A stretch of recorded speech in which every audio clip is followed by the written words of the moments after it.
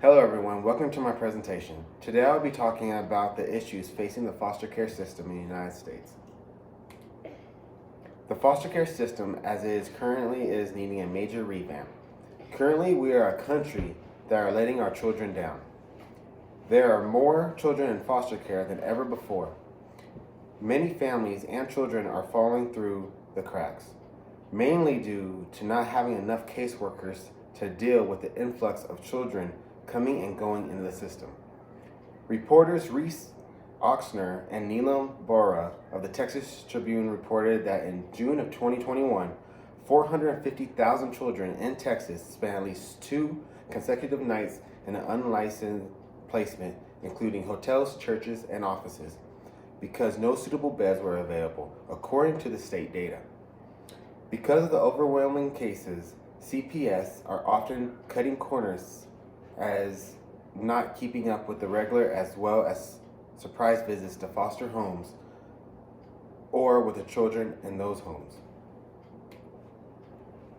AFCARS, the Government Office of Administration of Children and Families, reported that in September of 2021, there were over 400,000 children in foster care systems, with 28% of those children in long-term foster care. My parents were foster parents from 2014 through 2018, and I witnessed firsthand a parade of children of all ages come in and out of their home. Many times they received calls in the early morning hours as if my parents had room for another child because there just was not enough foster families in the area. These children are already being taken from families where they were neglected and or abused, only to be placed into homes that are not equipped or qualified to be fostering children. Another reason our system isn't working is an increased oversight and lack of funding. According to Ochsner and Bora, the government needs to find ways to increase the finances for programs such as CPS and DFPS, Department of Family and Protective Services. More money needs to be poured into these programs to train caseworkers on a more regular basis and to be able to hire more caseworkers to help fill the gaps in these programs. The purpose of CPS and DFPS is to provide a safe place for children in their custody.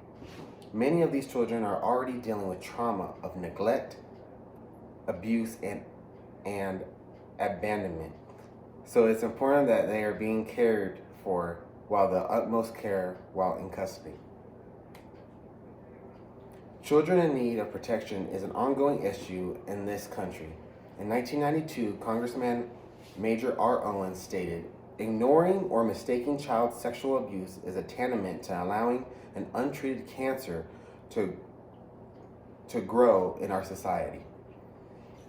Well, in a hearing of sexual abuse, we need to do better stopping this cancer that had continued to grow and multiply. On April 6, 2021, family law attorney Brett H. Pritchard explained that there are 8 distinct reasons children are put into this system: physical violence, sexual abuse, use of illegal drugs, abandonment and child neglect, parental consent, environmental danger, and medical abuse.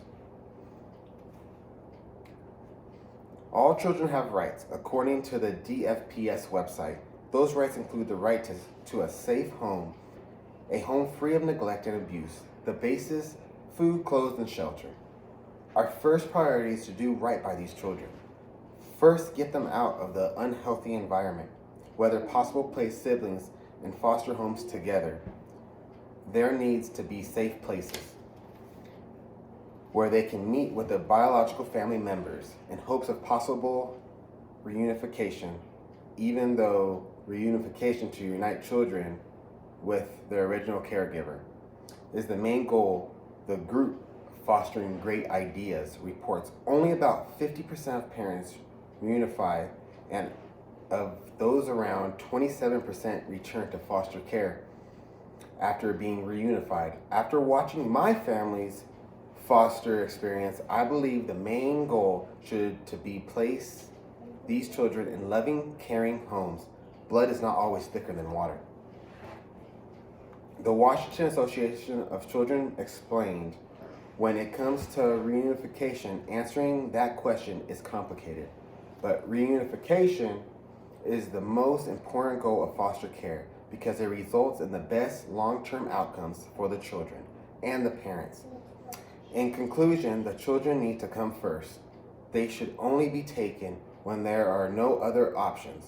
Reunification should not be the only goal. Foster parents should face stronger obstacles to become foster parents, including recertification every 6 months. There should be more surprise visits to foster homes, more funding to be distributed to the foster care system. Thank you.